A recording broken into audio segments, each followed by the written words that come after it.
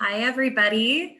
It looks like we're live. So my name is Taylor Gleitz. I'm a community educator at Denton County Friends of the Family.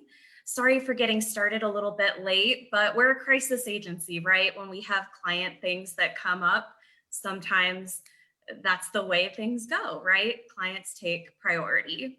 So we're all here now. I'm joined by a couple of my coworkers, Diana Hernandez, Cynthia Grady, and Catherine Sang, and I'm going to let them introduce themselves. Diana, you want to go ahead and get started? Sure. Hi, I'm Diana Hernandez.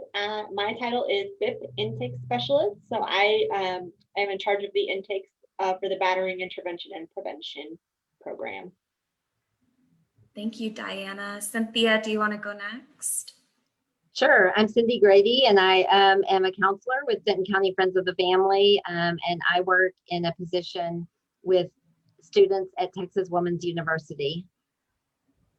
Thanks. And Catherine? I'm Catherine Sang. I'm the in-house counselor at Denton County Friends of the Family Shelter and Transitional Housing Program. So we're here today to talk about victim blaming. And victim blaming is essentially when the victim is held responsible in part or in whole for what has happened to them, the crime that has occurred. And a lot of the times we talk about victim blaming in very overt ways where people are saying things like, why didn't you just leave? Or were you drinking? Were you wearing? And that, of course, happens.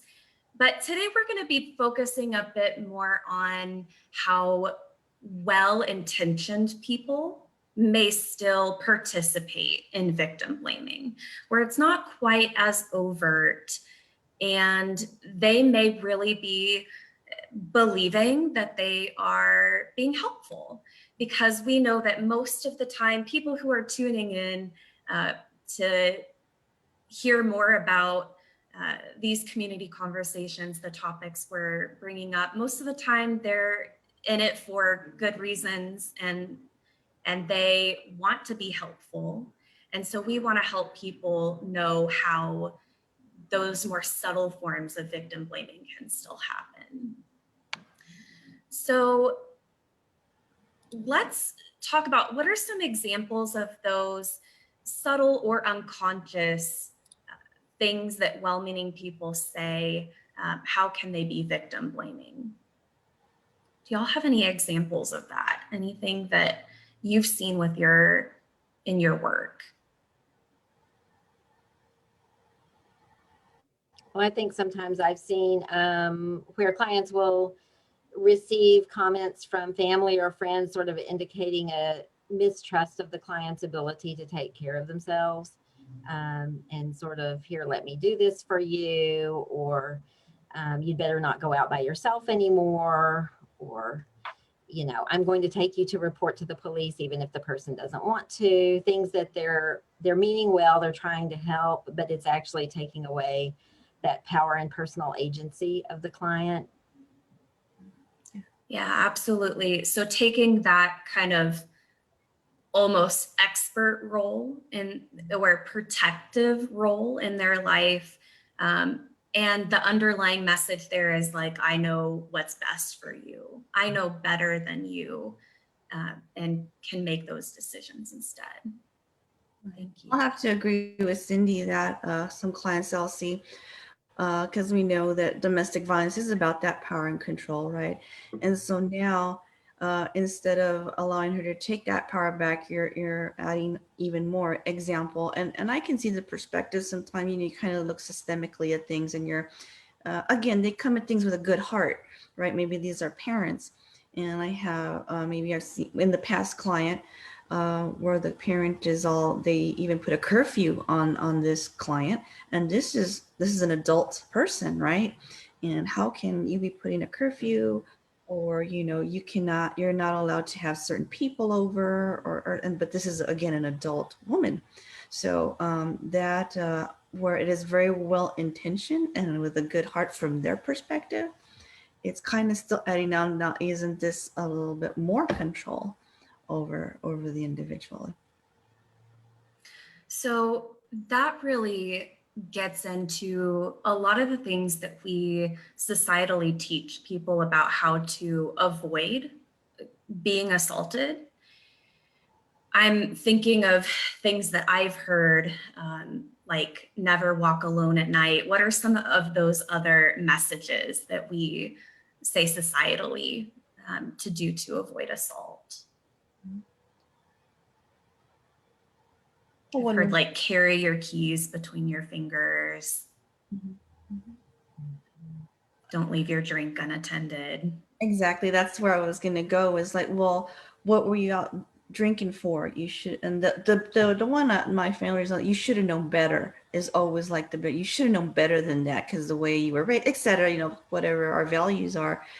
And I always tell a client, it's not that you didn't know better, it's just we didn't know different. And by that, you, Taylor, as an educator, and Miss Diana, as educators, who in our society do we really learn these kind of things, even in high school, or these kind of things, the verbiage or the language that we may use, right? It's like at the time, I didn't know that there were, example, maybe I know clients that don't even know shelters exist, right? So it's not that I knew there was a place to go because this is happening. I just didn't know different. Now I know different. Now I know shelters exist, or that there's other options, or there's, these kind of things. So it's not I didn't know better. And so kind of, I hear that a lot. I should have known better, Miss Kathy. I should have known better than to do that. And to Yeah. add to that, I also run the women's BIP group, and a lot of the times, the women in there are there because they assaulted their partner, their male partner, and a lot of the times that's because they were retaliating against the violence that their partner was doing to them, and so they end up getting in trouble. Sometimes the other person doesn't get in trouble at all, and so I guess our systemic problem with victim blaming goes far enough that you see a lot of victims in BIP because they are perceived to be the aggressor. So that's how our system is structured. Yeah, absolutely. So we have in kind of this a lot of these beliefs societally about how survivors also like should deal with their assault, like what an assault, like somebody who's been assaulted, what it should look like afterwards.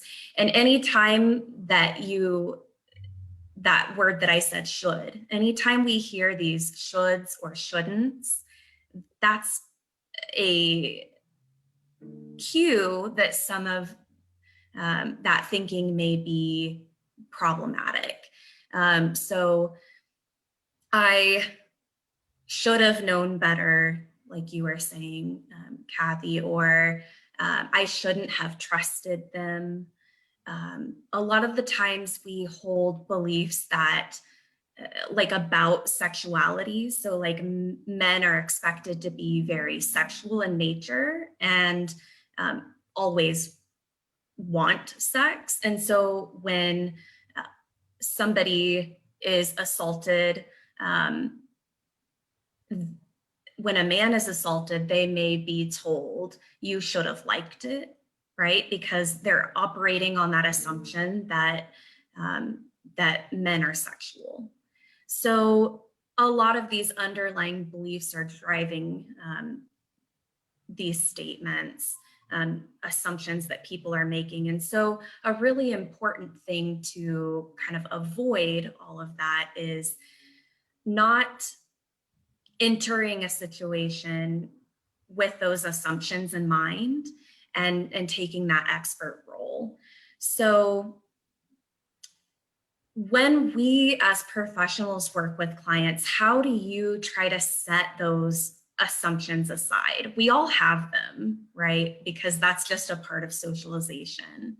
So how do you in your work really try to separate those belief systems from your work and impacting your clients? Well, I think a lot of times I will try to help the client see that it wasn't what she was doing that brought about the assault. It was the choice of the person who assaulted her. So for instance, if she's blaming herself for, to use your previous example of having been out drinking or something or partying, I will say something like, you know, well, how many times have you been to a party and not been assaulted? Or how many times have you gone out drinking and not been assaulted? Or how many other people went out drinking that same night and didn't get assaulted? So it wasn't going out drinking or going to a party that led you to be assaulted. It was the fact that there was somebody there who chose to assault, who took advantage of a situation that presented itself. And it wasn't because you did anything wrong or there's anything bad or wrong about you. It's unfortunate that you were the person who was in that assaulter's availability at that time, but they were definitely going to commit that assault. I love that example. I would also like to bring up like something that I do in my groups working with offenders is focusing on the language that they use when discussing, you know, incidents that occurred. So using phrases like "she made me mad" or things like that kind of put the responsibility on the other person. And so I encourage the group members to take ownership of their feelings and of their choices. Like no one can push your button and make you do something. It's about you making that choice. And if you have a limit, if you decide this is my limit, this is when I'll snap, then that gives you permission. And so using like the way we use language, the way we have phrases like I just reached, you know, my wit's end. She just pushed my buttons. She just pulled the trigger, and like I just couldn't take it anymore. So those ideas of having a limit and having that creates the idea that there's a time when it's acceptable to be an aggressor. Thank you, Diana. I think the language we use is so important. Another thing that made me think of is the way that we talk about domestic violence and sexual assault societally. So some of the things that we say is like, maybe Mary was assaulted. Mary is a sexual assault survivor. Mary is a battered woman. All of this language phrases the issue as this is something that has been done to Mary versus a choice that somebody else has made. So using language instead that may focus on the perpetrator of the crime, right? So instead of Mary was beaten by John, John beat Mary. Do you have other examples of how that language, you may see that on an everyday basis, even like clients using it, their families using it, and how does that impact them? I think, especially at the beginning of their starting the BIP program, I see a lot of, we were both drinking or we were both mad. So like trying to create a situation where it's both people to blame. I think that's something that happens pretty often with perpetrators of domestic violence, and the focus on other things, like other situations, like we were drinking, or like this was going on. So trying to focus on other things instead of the choices that were made by the perpetrator. So those are a lot of behaviors and phrases that I hear a lot. Yeah. I think that's very normal, and it's healthy in non-abusive relationships when there's conflict for both partners to think about the ways that they mutually contributed to a situation It becomes unhelpful and victim blaming when it's an unhealthy or abusive relationship, because of that imbalance of power that exists in abusive relationships. When we talk about abusive relationships, it's not that the victim has boundary issues, or that sometimes things we hear is like, I'm codependent, or I didn't set boundaries, I attract the wrong type of partner. We hear lots of statements like that, that either the victim or other people in their life believe that there's something about them that is contributing to the violence that they've experienced. And what y'all are all speaking to is that abuse is a choice. And if the abuser did not abuse them, they would have found somebody else. It's not something about them personally. I experience that a lot with clients, especially. I work with a lot of clients since they're college students who have experienced childhood sexual abuse, and they a lot of times will be experiencing some of that victim blaming of themselves, like, how did I lead him on? Or the fact that they may not have, made an outcry and said anything for a long time because they were afraid for different reasons. And it's very valid that they didn't make an outcry for a long time, but they may be blaming themselves now, years later, for, having not stopped the abuse and things like that. And so it's always a matter of trying to like put back in perspective for them.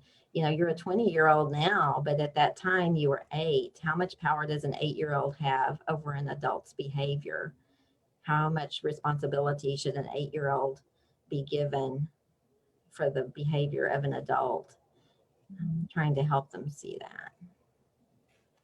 And I think that's what, like, kind of piggybacking on Cindy, right? That's something I always try to find with my client, is help them find, right, the empowerment component. Because even just stepping foot into the office and just talking about, just that first introductory, just having them reflect even on that, right? Just how brave you are to even let's even this process, because one of those questions too, like Cindy saying, is to me, is like, why did that happen to me when I was so nice to them, Miss Kathy? I was really nice. And then again, through our meetings, her understanding, this would have happened, you are not, this is that person's decision, just like you're deciding. And here's that empowerment component is deciding to come and let's talk about it, because we're healing. It's time for, it's a healing process, and to allow her to gain that power back. See, it wasn't about you, it's them. So again, helping the client understand we're all responsible for our own behaviors, and that accountability component. And that's what the abusers are not going to be ever, is accountable, right? So, and I'm sure you see that a lot in BIP, that accountability, right? Goes. Yeah. And I see that a lot in the difference between my women's group and my men's groups. Oh yes, I'm sure. They're always willing to be accountable for what they've done. Sometimes too much, where they take on the blame for things that the other person did.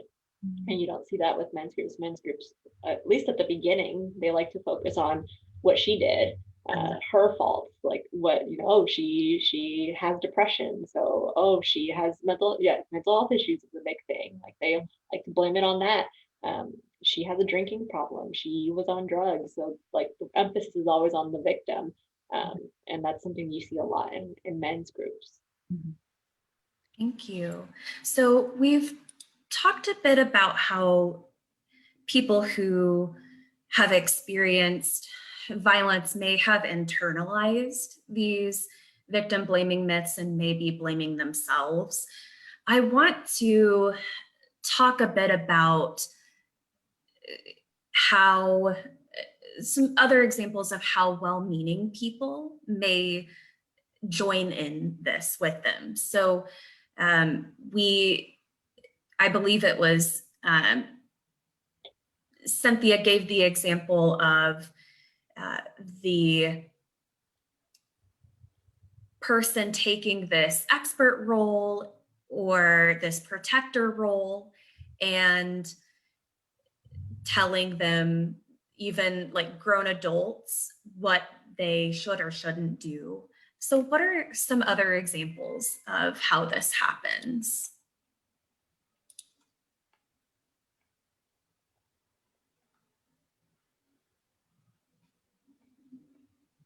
Sometimes certain questions can be blaming, like why questions. Why is questioning, or why do we avoid why questions in our work, and what's wrong with, or what can be problematic about those? It seems like questioning why always, it sounds like you're blaming the other person, like you're kind of implying within the question. It has to be a justify. justification. And otherwise you're really trying to help make that person justify those decisions made versus, again, accountability. And even our, when we say a victim, being that's part of that accountability when you're taking in all this stuff, right? And saying, but no, it's not about you being you coming to a session or something.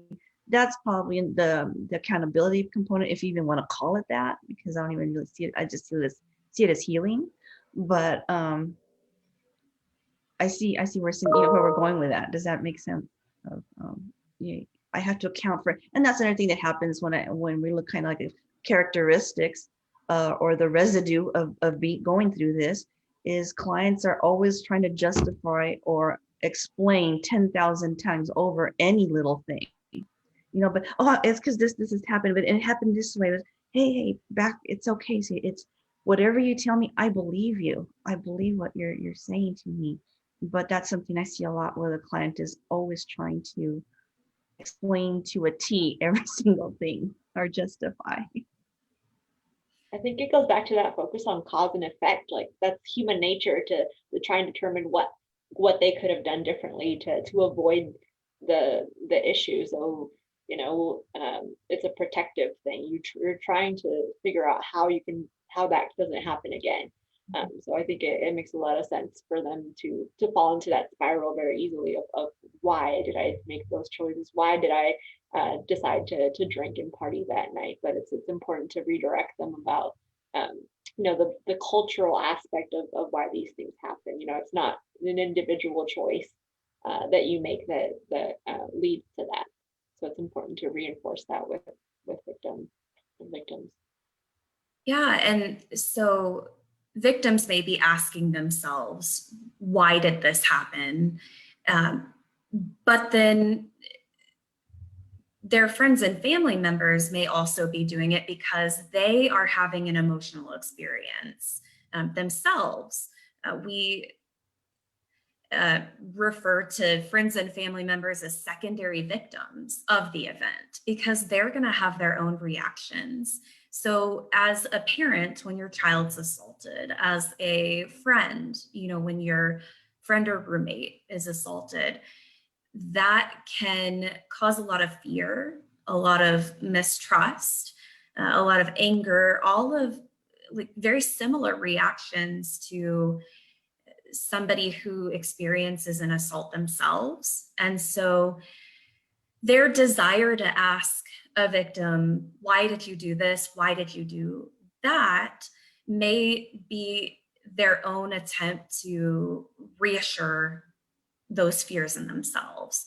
Mm-hmm. But how does the victim feel when you're adding those questions, right? They're already asking themselves those why questions. And so when they have these friends and family members who are adding on to that, it reinforces that idea for them that's ingrained that I could have done something to avoid this. It's in some way, at least partially, my fault. I mean, the other thing I get from clients is like, like you're saying, friends or family, they told me he was all these negative things, whatever it is, negative words about him. And she said, it's like, Miss Kathy, that would make me feel so bad because, when you think it cognitively, if he is all these bad things, right? Well, what am I doing with, why am I with him? It's like if he's crazy, if he's the killer, because like he's all these kind of things, and I'm with him, what does that make me? So again, is in counseling, it hits to that core of self-esteem. Miss Kathy, I chose this really bad person. What does that say about, I mean, literally, I've heard that a lot of times. What does that say about me? And, it goes from anything very lighthearted to my picker's bad. I keep picking all these. What's wrong with my picker, Miss Kathy? To when it's really that very serious tone of what's wrong with me? What's wrong with me? Because see, my dad told me, my friend told me all these kind of things, and I'm still, what's wrong with me? And then again, that's when we go back. It's not about you. It's not about you. And I think that's the key in counseling, for me at least, for the client to realize for themselves that it wasn't their fault. And those kind of things lead the client to feel very isolated and very like other than, and they start to imagine, oh, well, other people wouldn't have felt this way, or other people wouldn't have done the same thing, because those are the messages when they're getting blamed by others. They're imagining to themselves, oh, well, there must be something different about me. So they start to feel very isolated and alone, and like it's not safe to share with others because all they're going to get is blame in return. And then they may start to feel betrayed by their friends and family. I need support, and that's not what I'm getting. Or they may feel betrayed by the system, if they don't get the response that they felt they needed from police or from the court system or things like that. And so it goes from their small circle of friends and family out to society, where they're getting all these messages. I think it's kind of like Taylor's saying too, when, friend needs to assure herself, right? Like, I think as a society, we kind of look at things and it's, well, we got to blame somebody here, when I'm looking at societal, because if I can blame somebody, then the rest of the world continues to function okay. So like you were saying in the beginning, she asked for it or she likes that, or I mean, who wants to be abused? No, we know that, but as a society, maybe in the world, if someone was to blame, if it's her even, then everything continues on its merry way. See? But I think that's more like a societal frame. And many times people are uncomfortable putting the blame on the abuser, the person who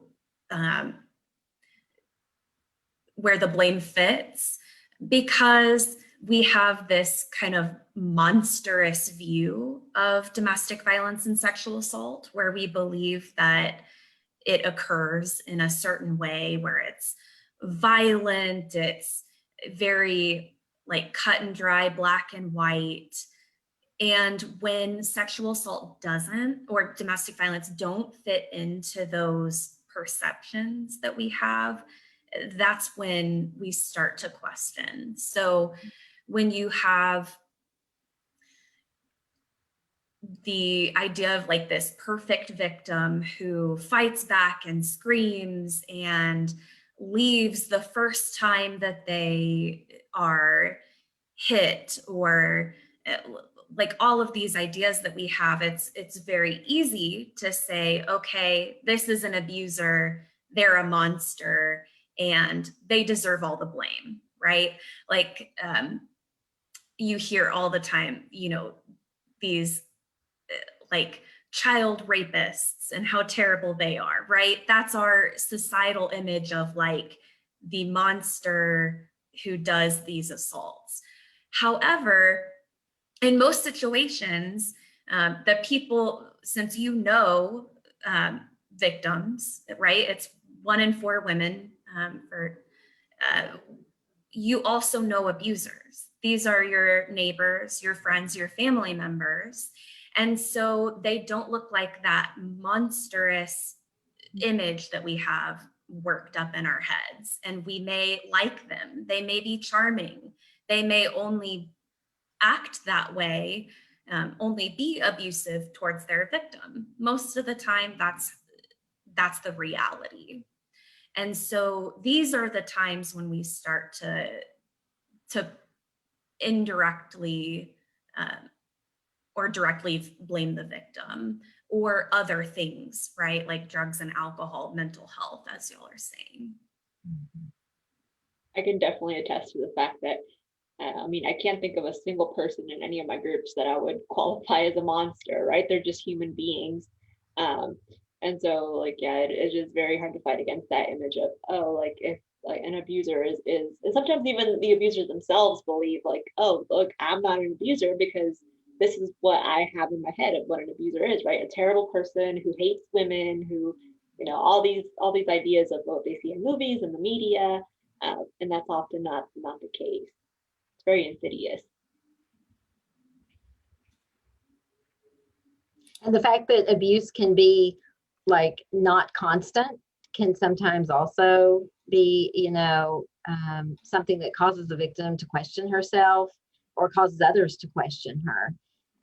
Because, you know, there may be times when the abuser behaves more in a kindly fashion, is not abusive for some period of time, and then does commit abuse again. And so a lot of times, you know, that causes someone to, it can sort of ignite some hope that, oh, maybe he's changed this time. Maybe things are going to be different. It won't happen again. And then, you know, it does happen again. And then she ends up thinking, oh, I was so foolish. Why did I believe him? Why did I stay? And she gets that message from other people. See, I told you so. And then the cycle starts up again.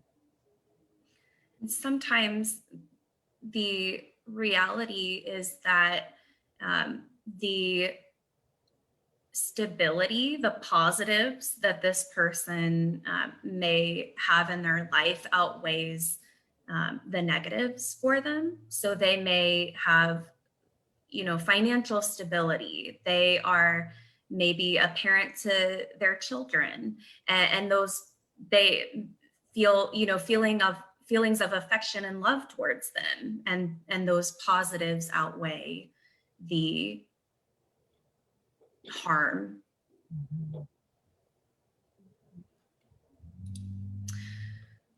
So how does victim blaming affect the healing process for survivors?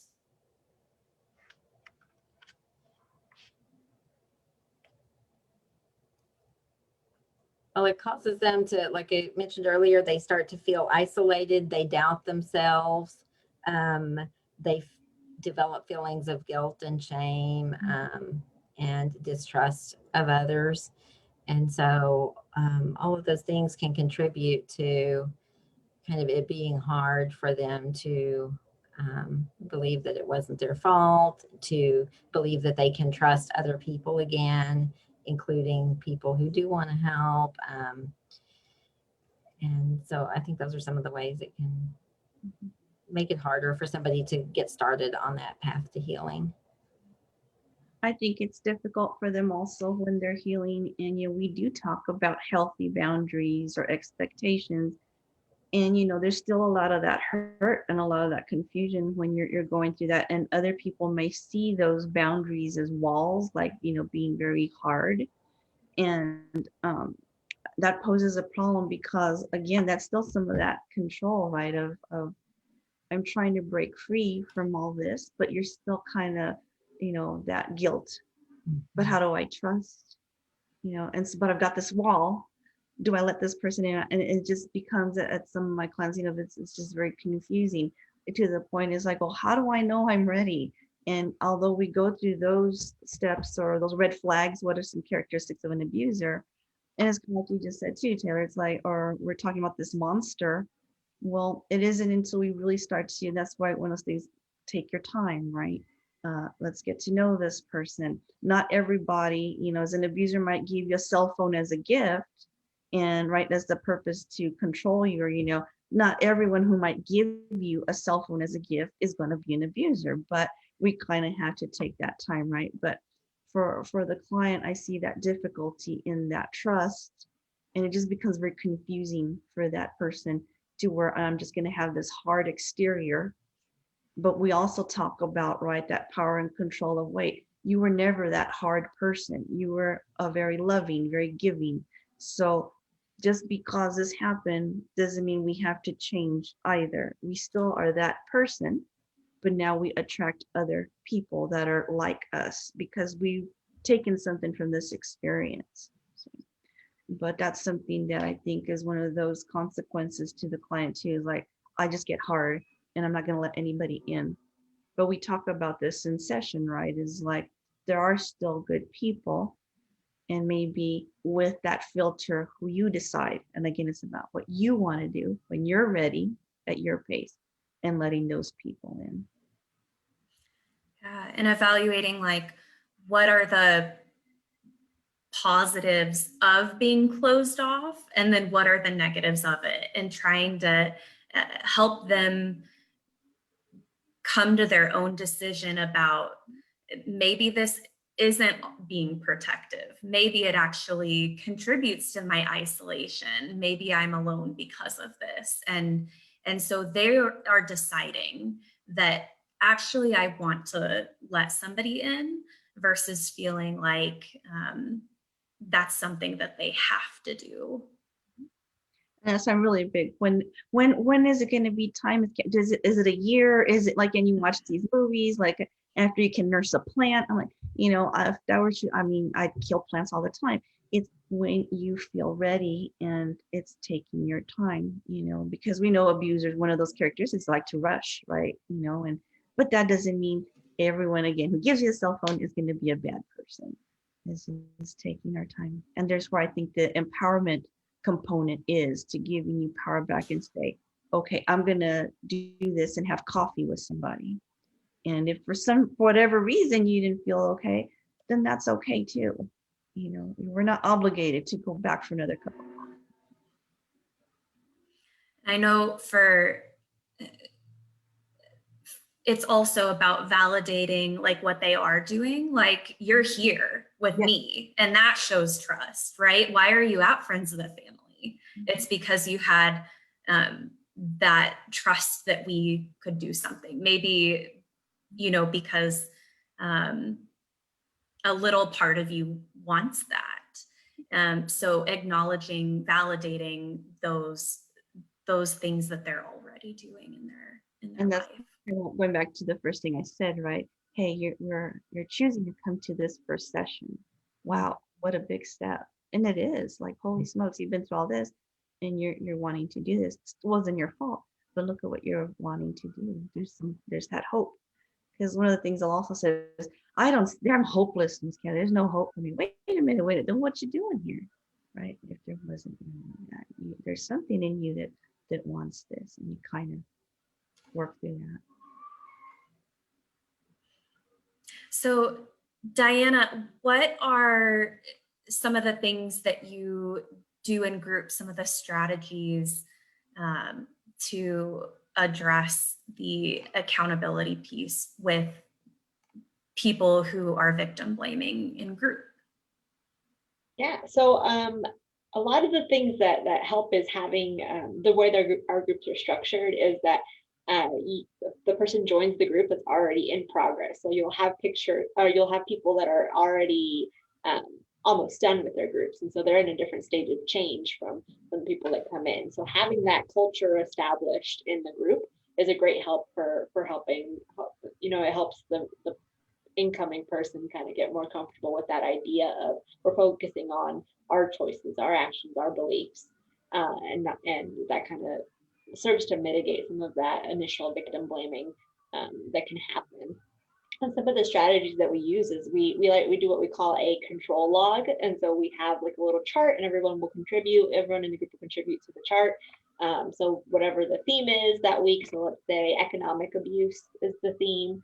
We'll talk about some of the behaviors that are economically abusive, taking, giving her an allowance, having to justify her purchases, things like that. And we'll all go through and list those behaviors, and then we'll explore the intent of these behaviors. Why are we choosing to do this to our partners? And then we examine the belief systems around those. So what is it that makes it okay for you to put your partner on an allowance? What is it that makes it okay for you to have the final say on what your financial goals are?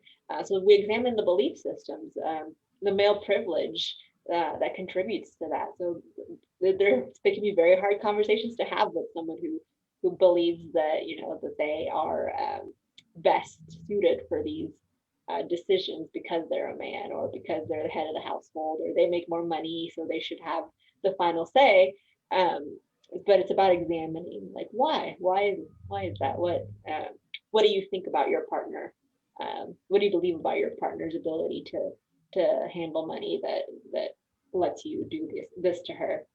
And so that's some of the things that we do. And then also, like, that social pressure when everyone else is focusing on their own behaviors and what they've done, it makes it a lot easier for others to come forward and say, yeah, like, I've done that too. Like, being able to hear other people's stories and see them being accountable really, really helps people kind of get that ball rolling of, oh yeah, well, maybe I have done that to her. Maybe that wasn't okay.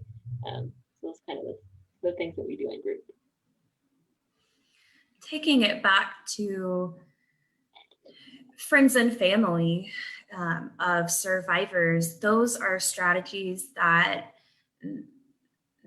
they can do as well when they find themselves having these victim blaming thoughts, is like really dig into what are those core beliefs you have about, like, why assault occurs, and kind of correcting, just reminding yourself of abuse is a choice. And so there wasn't anything that they could have done to look differently in the moment. And that can be scary for people, I think, because we have that desire to, like, have the world be fair and just, and accepting that that sometimes abuse occurs, and it's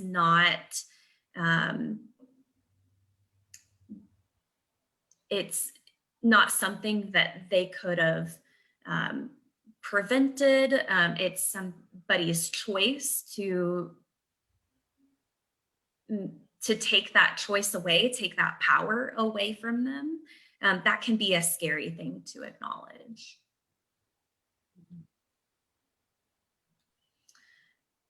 Okay, let's talk about how to intervene when you see victim blaming happening. So what are things that we can do when you are hearing, friends, family members, victim blaming? Like, what are things that we on a societal level can do to intervene and make the world safer for victims of sexual assault and domestic violence?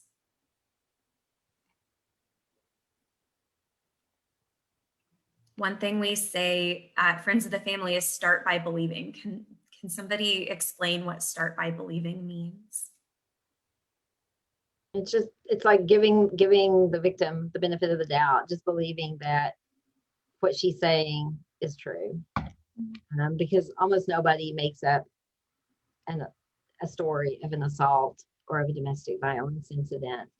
And it's so empowering, and just, it helps her feel less isolated. It helps her feel like she can take back some power after what was a very violating and unempowering situation. If she just believes that people believe her. Yeah, the prevalence of false reporting is very low most studies find it to be around 2 or 3%. So statistically, the likelihood that somebody's story is true is, I mean, it's way more statistically likely. And so start by believing doesn't mean blindly. It means acknowledging the likelihood that the survivor is telling the truth, and that most people do not report. And so their bravery of reporting is so huge. And by starting in that place of, I believe you, you don't need to explain yourself to me, you don't need to convince me, is huge and is going to help them feel safe to come to you in the future, to talk to you about what they're going through. So yeah, that's huge. Just being that big ear and a shoulder, or to add to that, even when I'm talking to a group of people, as of friends, what do I do to help that person? Or instead of criticizing or asking the whys kind of thing, or, oh, he's such a loser, that kind of thing, is like, okay, it's just to be that big ear and this shoulder for that person. And at least they know, and there's someone safe to go to in case she does need to leave, or need some of that assistance, that we're able to provide that, because there's that trust there. And that's when we get the information, maybe about shelter, et cetera, right? But where you can build that trust and not make her feel cornered in that you have to justify, or clarify every little nuance of the situation. Yeah. And I think a lot of the times the thing working against people is like their anxiety to have the answers, to be able to fix it or take their pain away. And what survivors really need is somebody who is just going to sit there and listen, like you're saying, and not have the answers, and stay there anyways. And that's a big part of training to become a counselor and advocate. A lot of training in these helping professions is like, just sit in the discomfort. And that's probably 80% of the job. I'm probably overestimating that, but people, I think, really ignore how much good that does, because it's so simple, but in the moment it's actually pretty difficult. I mean, if this is your sister, your best friend, of course, I like to look at the other side too. It's like, oh my God, get out of there, come stay with me, and that's just building everyone's anxiety, the client as well as yourself, but if you're on a personal level, right? So again, I think that it's very difficult to say, just be that big ear and shoulder, but I think that that's probably the best that can be done to assisting the client, and if you're not a counselor or something like that in everyday life, is to be that safe place, because regardless, when it's time, I still know that she'll believe me, or this is a safe place to run to, and then I can get the help. But if we start criticizing and such, then, and that's our own anxiety, like you're saying, Taylor, and it's hard. I'd be a liar to say if my best friend's not going to that, as a human. It's different when we're treating a client, especially professionally. I can sit in it, that 80% you're saying, but if this is my best friend, it's like, oh my gosh, let me go pick you up and come stay with me right now. But it's hard. We're human. Yeah. It's hard to be a human sometimes. Yeah. So in those moments when you're feeling pulled to say,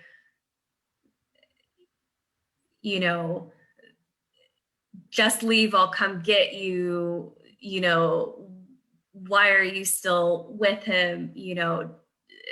These sorts of things. trying to counter that instead with, thank you for telling me. I know that probably was really scary for you. Or I'm glad you told me. I feel really honored to have your trust. And leaving it there, right? You don't need to give them additional advice. You can give them resources, right? But the difference is you're not pushing them in one direction or another. You're saying, hey, I know about this place, friends of the family, they can help. Let me know what you decide. If you want me to go to an intake with you, I'll go. If you want me to, help you call them, I will. But not saying, here's my phone, let's do it right now. Right. I don't think anybody likes being, told or goaded into something, because you still feel like maybe I'm being kind of nudged. And I think when the client is ready, again, that's your control and my power back. I'm ready to make this decision. The outcome, I think, will be much more fruitful than if even it's that gentle goading or that gentle, I'll drive us there. I'll be, and again, we're well intentioned, but perhaps there's just that little bit. And if we just wait that little bit, the result will be a lot better. Yeah. I think oh, sorry, go ahead. No, go ahead. I was just going to say, I think instead of telling the person, here's what you should do, asking them, what do you need? How can I help? Because the danger of giving that advice, telling them what to do, is that they may feel judged and cut you off, and not come to you the next time, right? So I notice have 4 minutes left. I want to make sure, is there anything else that we haven't covered today that you think is important when it comes to victim blaming, helping a friend or a family member who's going through this?